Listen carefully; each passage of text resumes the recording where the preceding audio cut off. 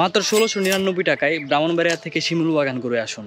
সুনামগঞ্জের তাহিরপুরের এই সুন্দর আকর্ষণীয় শিমুল বাগান দেখতে চাইলে এখনই ব্রাহ্মণবাড়িয়া ট্রাভেলার্সের সাথে যোগাযোগ করুন। এই ফাল্গুনে নিজেকে আরেকটু সতেজ আর সুন্দর করার জন্য একটি অসাধারণ ট্যুরের আয়োজন করেছে ব্রাহ্মণবাড়িয়া ট্রাভেলার্স। তাছাড়া এই অসাধারণ ট্যুরে আপনাদের যা যা দেখানো হবে: শিমুল বাগান, বারাক্কা টিলা, জাদুকাঠা নদী, নীলাদ্রি লেক, লাকমাছড়া।